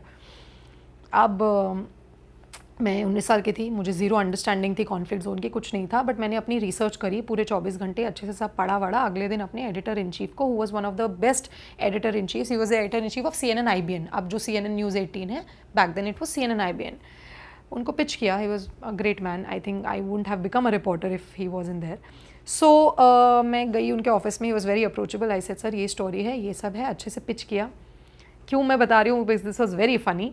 तो उन्होंने बोला कि अच्छा ठीक है, देखता हूँ मैं, आप आओ वापस 1 घंटे बाद। फिर उन्होंने मुझे बुलाया 1 घंटे बाद, उन्होंने मुझे अपना लैपटॉप खोल के मेल दिखाया, कम से कम 10 मेल आए हुए थे। उन्होंने बोला देखो सारे जो बड़े एडिटर है ना, सबके मेल आए हुए हैं कि आप तनुश्री को नहीं भेज सकते हो ये स्टोरी करने, she is not equipped, not skilled to go to a conflict zone, you can't send her. Back then I could not speak in such fluent English, so people write people off, right, कि ये भाई बोल तो पानी रही है, क्या कर लेगी। So people wrote me down left, right and center, and then editor chief said that भाई ऐसा ऐसा है कि आपको सबका कंसेंसस है कि आपको नहीं जाना देना है। तो मेरा मुंह बड़ा छोटा सा हो गया। He was like but something is there in you which tells me that आप निकाल लाओगे ये story and you're very you're connected emotionally with the story, so yes, go, it's approved, it's a commission project, go। तो मेरी ज़िंदगी की पहली commission project थी, तो मैं इतनी खुश हो गई। कमीशन प्रोजेक्ट क्या होता है? कमीशन कर दिया, मतलब ये स्टोरी अभी कमीशन है तो अप्रूव्ड है, आप जाके करिए। तो मैं बाहर गई, तो मैंने कहा ठीक है सर, मैं जाके ट्रेन की टिकट बुक करती हूँ। तो उन्होंने बोला ट्रेन की टिकट? तो मैंने कहा हाँ जाना है ना Chhattisgarh. He like Tanushree this is CNN IBN, we have an entire department dedicated for travel and accommodation, so kindly ask them to book you in the first flight to Chhattisgarh, Raipur. And that was the first flight I ever took in my life. मुझे तो एक तो NASA का office जैसा लग रहा था CNN IBN, मतलब कैमरा, और जिन लोग हम टीवी पे देख रहे हैं वो बिल्कुल हमारे साथ ही खड़े होके समोसा चाय खा रहे हैं। तो वो भी मैं अपनी मम्मी को बताती थी कि मम्मी ये भी यही खा रहे हैं जहाँ मैं खा रही हूँ। इतना मिडिल क्लासनेस हरकतें मैं दिखाती थी। But anyway the story got approved, I took the flight, I had no understanding of how to take a flight. वो मेरी ज़िंदगी में पहली बार मैं एयरपोर्ट गई थी, तो मुझे कुछ समझ नहीं आ रहा था। Anyway reach Raipur, Raipur is like a normal city, then went from there to Bastar. Bastar उस वक्त पे, अब तो बस्तर बहुत डेवलप्ड है, बस्तर उस वक्त पे एकदम गांव जैसा था। कहीं हम लोग वहाँ रुके, एक लोकल जर्नलिस्ट थे, उनके बिना, संजय ठाकुर जिनका नाम था, उनके बिना हम ये स्टोरी कर ही नहीं पाते। एक्चुअली यही होता है कि हम लोग जो बाहर से जाते हैं ना, हम लोग हिल भी नहीं पाए एक जगह पे जाके अगर हमारे पास लोकल जर्नलिस्ट का सपोर्ट ना हो, जो कि एक्चुअली रियल जर्नलिस्ट हैं आज के डेट में। यार हम लोग कुछ नहीं कर पाएंगे। कितनी बार इन लोगों को क्रेडिट नहीं मिलती, इनको पैसा नहीं मिलता, इनको कोई नाम नहीं मिलता। बड़े बड़े जो जर्नलिस्ट जाते हैं, काम निकलवा के आ जाते हैं, ये लोग मरते हैं पीछे से। तो इनके बिना हम लोग कुछ है नहीं ग्राउंड पे। तो गए, इन्होंने बहुत मदद करी हमारी। इन्होंने बोला भाई कल सुबह 4 बजे निकल जाएंगे, 4 बजे नहीं निकलेंगे तो पहुँच नहीं पाएंगे पेडागलूर, बहुत दूर है। कहा ठीक है। तो हम लोगों ने गाड़ी, हमारे पास गाड़ी थी, बहुत बढ़िया ड्राइवर था, उसने बोला मैम कुछ नहीं होने देंगे, आपको टेंशन मत लो, 2 घंटे में आप वापस नहीं आओगे तो मैं पर्सनली अंदर आऊँगा। मैंने कहा ओके भाई। Every 500 metres to a kilometre there was a CRPF camp जो आपको प्रॉपरली सर्च करेंगे। कोई आपके पास सोचो कोई मार्क्सिज्म पे कोई किताब भी मिल गई है, they have the rights to actually arrest you. As bizarre as it sounds, they actually have the rights to arrest you. तो एनीवे, तो अब हम गए, चेक वेक कराते हुए पहुँचे जो लास्ट CRPF की कैंप थी। पहुँचते वहाँ हमको बज गया होगा यार दोपहर का 12 तो बज ही गया था। ठीक है। अब हम लोग वहाँ उतरे, तब तक में वो लोकल, ये जो लोकल जर्नलिस्ट था, मेरे साथ एक कैमरा पर्सन थे, एक हमारे साथ लोकल जर्नलिस्ट था, वो एक और लोकल को लिया जिसको वो ट्राइब की भाषा समझ आती है। वो ट्राइब था गोंड ट्राइब, जहाँ की औरतें थी, गोंडी भाषा वो बोलते हैं। तो एक आदमी को हमने लिया, 2 बाइक ली, एक के पीछे मैं बैठती, एक के पीछे कैमरा पर्सन बैठता। CRPF कैंप में जब हम पहुँचे लास्ट, तो उन्होंने हमें बोला कि मैम अंदर तो नहीं जा सकते आप। मैं कहा क्यों नहीं जा सकते भाई? बोला क्योंकि ये नक्सल लिबरेटेड जोन है, तो आप अंदर नहीं जा सकते, कुछ हो जाएगा कल को, आपको कौन जिम्मेदारी लेगा? तो पता नहीं मेरे को भी मेरा क्या दिमाग ख़राब हुआ। तो ऐसे, जब पहले ऐसे नहीं बोलते थे कि दुबई से कॉल आया, तो मतलब कोई भी बोल दे, भले ही दुबई से किसी प्लम्बर का कॉल आया, वो डी कंपनी का कॉल आया, भाई दाऊद से कॉल आया। तो मुझे पता नहीं क्या हुआ, तो मैंने बोला कि आपको पता है मैं कौन हूँ? तो उसको भी ना थोड़ा वो हो गया कि भाई इतनी, and I was like I am little, like I am very short heighted, तब तो और छोटी थी मैं। लाइक कौन है ये लड़की, क्या बोल रही है? मैंने कहा आपको पता है मैं कौन हूँ? मेरे को ना दिल्ली से परमिशन है। कौन सी दिल्ली, कहाँ की दिल्ली? कोई परमिशन कुछ नहीं, ऑफिस से परमिशन थी। It's a private news organisation, not that some prime minister's office has given me. Confidence पूरा आ गया अब में टैकल करने का। तब तो फर्स्ट स्टोरी थी, तब ना अलग जज्बा था कि मर के वापस आना है भाई, बिना स्टोरी लिए वापस नहीं आना। अब तो वी टेक कैलकुलेटेड रिस्क, तब we did not know what calculated risk meant. Anyway I said sir Delhi से परमिशन है मेरे पास। तो दे वर लाइक कि मैम ऐसा है, आप जाओ अंदर, अगर कुछ हुआ है ना हम आपकी बॉडी भी निकालेंगे 3 दिन बाद बाहर, ये आप समझ के रख लो, हमारा जोन नहीं है वो। तो मैंने कहा ठीक है, ये जो आप बोल रहे हो ना ये रिकॉर्डेड है मेरे पास, आप भी ध्यान रखो कि क्या करेंगे अब हम। तो उनको पता था कि इसी स्टोरी के लिए आए हैं, हमारे मेन इन्वॉल्व हैं, तो वो लोग नहीं चाहते थे ना कि हम अंदर जाए स्टोरी करें। Anyway we started the journey at around 12-12:30 bike में।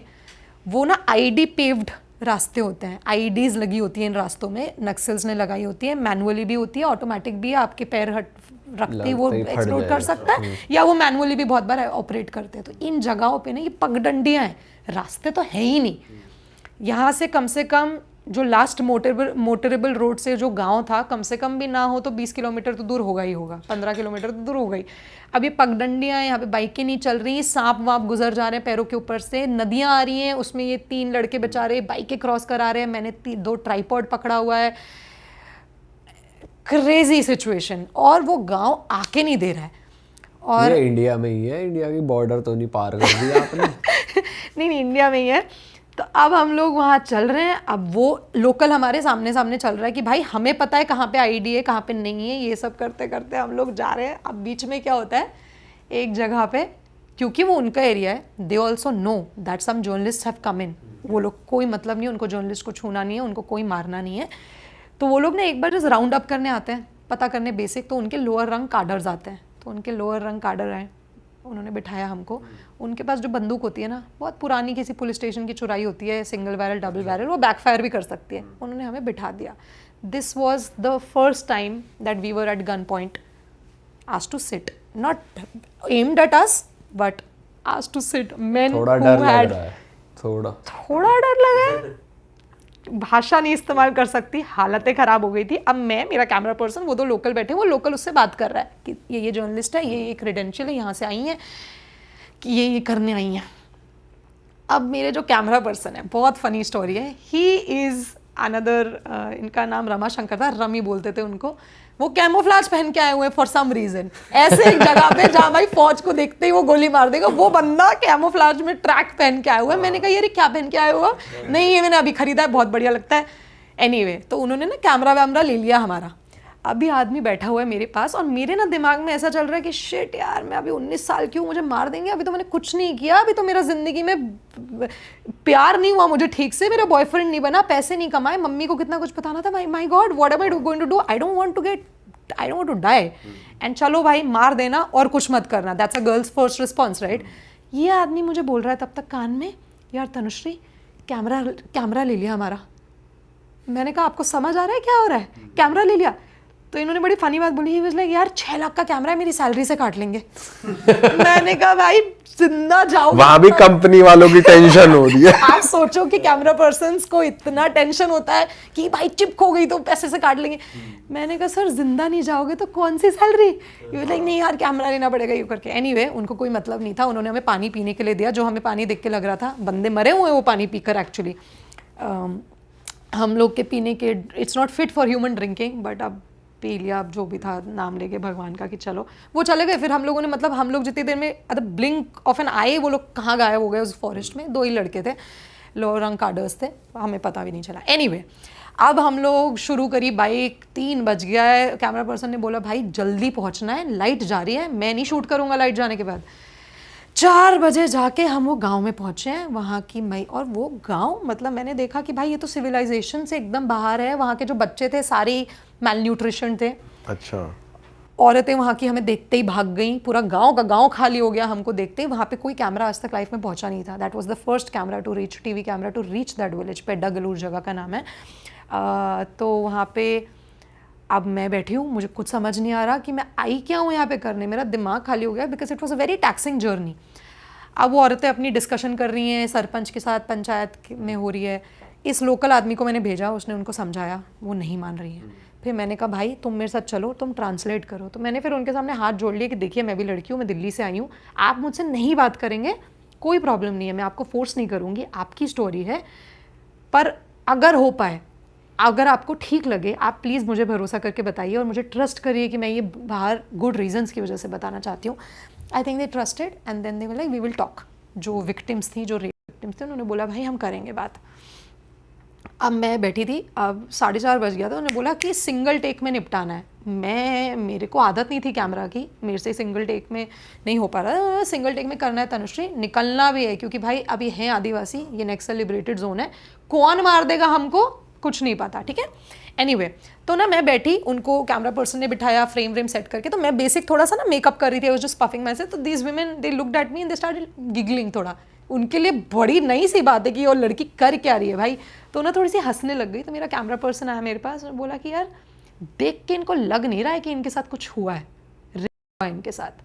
तो you know it was, I am very happy that he said that, क्योंकि उसने मेरी पूरी माइंडसेट चेंज कर दी कि सोचिए मेरे साथ कुछ ऐसा होता है और मुझे कोई इंटरव्यू करने आता है ना, मुझको पता है, आई एम ट्रेंड कि मेरे को कैमरा के सामने कैसे रहना है। ये औरतें इतनी इनोसेंट हैं कि जब इनको दर्द हुआ तो ये रोई। इतने साल बाद हम इनको करने आ रहे हैं इंटरव्यू, तो ये लोग ना एक्ट नहीं कर रहे हैं कैमरा के लिए, इनको हंसी आ रही है, ये हंस रहे हैं। कितने साल बाद आप स्टोरी कवर कर रहे थे? NHRC took cognizance after 3-4 years, several years।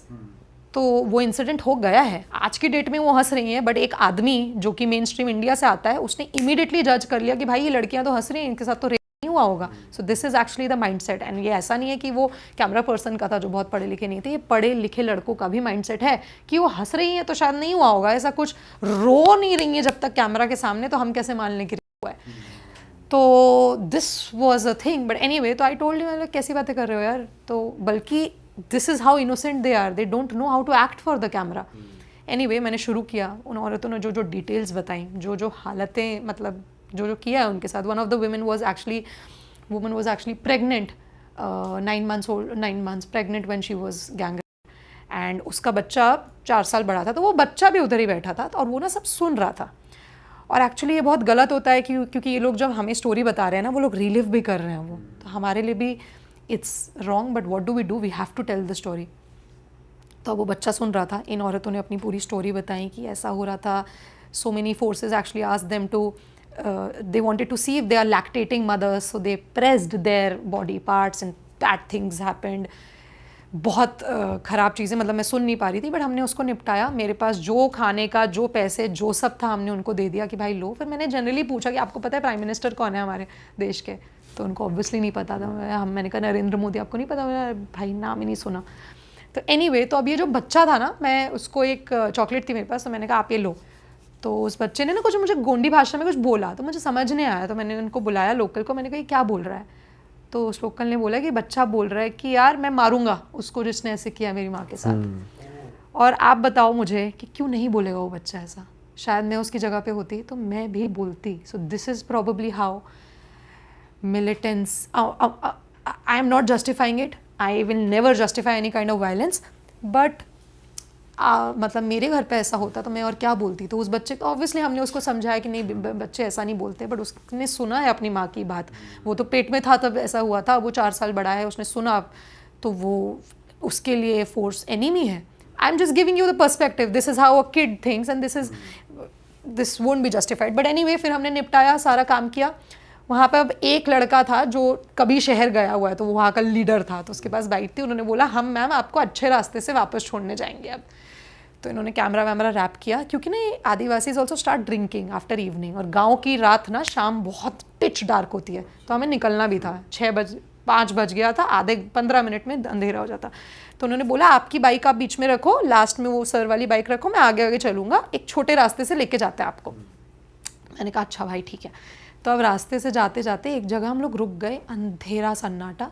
मैंने कहा क्या हो गया भाई? तो ही वाज लाइक मैम वैसे तो चीता यहाँ पे आज से 10 साल पहले देखा गया था, पर हो सकता है अगर आए ना तो चुप रहना। अच्छा। मैंने कहा भाई ये गोली से मरवा दो या तो चीते से मत कटवाना, मेरे को जान ले लूंगी तुम लोग की, मेरे को घर जाना है। तब तक मुझे ऐसा हो गया था कि भाई मेरे को अब घर जाना है, मेरे को भाई भगवान घर पहुंचा दे तो मैं जर्नलिज्म छोड़ दूं।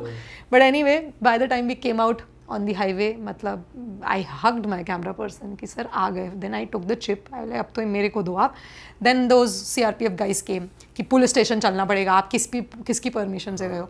तब तो मेरे को और एटीट्यूड आ गया था कि अब तो आप करके बताओ, क्योंकि तब तो मुझे उनकी स्टोरी बता दी that what they were not CRPF men who did this but general force। उनको पनिश किया गया जो नहीं, not yet, still there cases are on, still उन औरतों को पहुंचने ही नहीं देते हैं कोर्ट तक, पहुंचने ही नहीं देते। और वो बेयरफुट, उनके पास चप्पलें नहीं है, वो 20-20 किलोमीटर नंगे पैर जाती है, उनको बोलते हैं वापस जाओ। जब वो लास्ट मोटरेबल रोड पे आती है उनको बोलो भाई वापस जाओ, अभी तक नहीं किया गया है। वो बोल रहे हैं हमें पता ही नहीं है, हमें पता ही नहीं है कौन सी फौज थी। They were blindfolded when they were raped. But जो रोस्टर होती है, जो फौज वहाँ पे उस वक्त पे थी, सिस्टम को तो पता है ना कौन था, आप उनको राउंड अप करो, बहुत कुछ किया जा सकता है। बट एनीवे सो मैंने कहा सर पुलिस स्टेशन तो जाऊँगी नहीं मैं, आप यहीं पे डिटेल लो, और ये रही कैमरा और ये रहा चिप, आप छू के दिखाओ इसको, ये तो स्टोरी पहुँचेगी दिल्ली, मैं जाऊँ चाहे मैं ना जाऊँ। तो ये तो एंड कोइंसिडेंटली राजनाथ सिंह तब होम मिनिस्टर थे, वो आए हुए थे वहाँ पे, तो उनको भी फिर हमने क्वेश्चन किया। He didn't answer but the story got raised in the parliament. So yeah it was played on CNN IBN, but this is what Chhattisgarh as a conflict zone is. Not much has changed. So many Adivasis get killed in the name of killing Naxals. But Manipur, this is happening. India में भी अलग ही scene हो रहा है in total कि अलग ही चीज है जगह इंडिया में भी अलग ही अलग जगहों पे भी यार क्या सीन है। और आपको चुन के खाने का भी बता रहे थे, वो चींटी की चटनी। जी हाँ, वो लोग एक चींटी की चटनी खाते हैं, that's their staple diet. Red ant होती है, लाल चींटी होती है, उसको वो लोग उसका सर अलग करते हैं, पीसते हैं, उसकी चटनी बनाते हैं। खाइएगा आप लोग, किसी में आप लोग के लिए लेकर आऊँगी। इसलिए आपने खाई वहाँ पे? ऑफ कोर्स, बहुत खट्टी सी टेस्ट करती है, और एक्चुअली वही वो लोग खाते हैं मोस्टली उनके पास। और ताड़ी बहुत फेमस है वहाँ पे, इट्स लोकल। और वहाँ वो लोग मतलब बस हंट करके ही खाते हैं चीज़ें, और नहीं, दूसरी not तरह की necessarily. काम वाम क्या करते हैं? Farming, most of them do farming. किसान है मोस्टली वहाँ पे लोग, और उनकी खुद की ज़मीनें हैं। असली लड़ाई वहाँ पे मुद्दा ही मसला ही ज़मीन का है, आदिवासियों की ज़मीन का ही असली मसला है। That's why so many people picked up weapons. But ये है छत्तीसगढ़, मणिपुर तो मैं आपको बता ही चुकी हूँ। ऑल राइट तनुश्री, बहुत ज़्यादा इंटेंस एपिसोड था, बहुत मज़ा आया आपसे बात करके, और आपके जो एक्सपीरियंसेस हैं वो बताने में जितने आप अच्छे से और थोड़े पेपी तरीके से और वैसे बता रहे हो, आई एम श्योर वो इतने आसान जब आप गए होगे, वो जिए होंगे आपने टाइम जब आपकी लाइफ भी खतरे में थी, वो होगा नहीं आपके लिए बिल्कुल भी इजी। एंड बहुत ज़्यादा करेज चाहिए, और आपको हैट्स ऑफ है कि आप ये चीज़ कर रहे हो, और आगे करते रहो, हम तो चाहेंगे। एंड आप लोग बुलाते रहिए पॉडकास्ट पे, हम लोग करते रहेंगे। बिल्कुल। No but just one line I want to add कि पता है हम लोग कभी कभार ऐसा बोलते हैं ना कि अरे हम लोगों में कितना करेज है, हम कवर कर रहे हैं। हमारा काम है, हमको लिटरली इस चीज़ का पैसा मिलता है, हमारा ऊपर से पैशन भी है। जो लोग हमसे कवर जो चीज़ नहीं हो पा रही, जो चीज़ सोचे आप लोग सुन नहीं पा रहे, वहाँ लोग ग्राउंड पे ये चीज़ जी रहे हैं।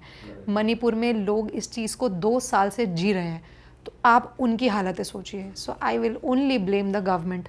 It is only the government, which ever government, जो गवर्नमेंट थी, जो गवर्नमेंट है, सिर्फ और सिर्फ उनकी गलती है that they can't care less. फौज की गलती नहीं होती, मणिपुर में तो डेफिनेटली नहीं है। I have spent a lot of time with the forces on the ground, उनकी कोई गलती नहीं है।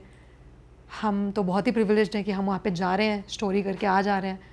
बट वो जो लोग हैं सिर्फ और सिर्फ इनोसेंट इंसान आज की डेट में सफ़र कर रहा है। सही बात है, वो तो हम कभी फील कर ही नहीं सकते, वो जो उनकी सिचुएशंस हैं और वो जो उनके इमोशंस हैं वो तो वहाँ पे मर भी जाए वहाँ पे हम लोग कभी नहीं महसूस कर सकते कि वो लोग रोज़ क्या जी रहे हैं रात दिन। So yes that's that. Thank you so much guys. Thank you so much यहाँ पे आने के लिए। एंड बस दोस्तों ख़त्म करेंगे इस एपिसोड को। जाते जाते आप क्या कहना चाहोगे देश की जनता को, यंगस्टर्स को जो देख रहे हैं? नहीं, देश की जनता को तो मुझे नहीं लगता मैं इतनी बड़ी हूँ कि मैं देश की जनता को कुछ बोल पाऊँ, बट हाँ एक बहुत इंपॉर्टेंट चीज़ है मुझे लगता है जो मैं बोलना चाहूँगी कि लोग प्लीज़, मतलब लोग आप लोग के पॉडकास्ट में इतने इंटरेस्टेड होते हैं और जैसे कि आपने बोला कि जो लोग बहुत देखना चाहते हैं हम वही दिखाते हैं। अगर लोगों को इंटरेस्ट है भूत प्रेत में, जिसमें भी हम वो दिखाते हैं। पैप वीडियोस इतनी चलती हैं। एक हमारी ना कंट्री वो कंट्री है जो ज़्यादा साल नहीं 70 साल ही हुआ हमें इंडिपेंडेंस को। We are a country which fought for our independence, मतलब नंगे पैर हम लोग चले थे ब्रिटिश के खिलाफ लड़ने के लिए।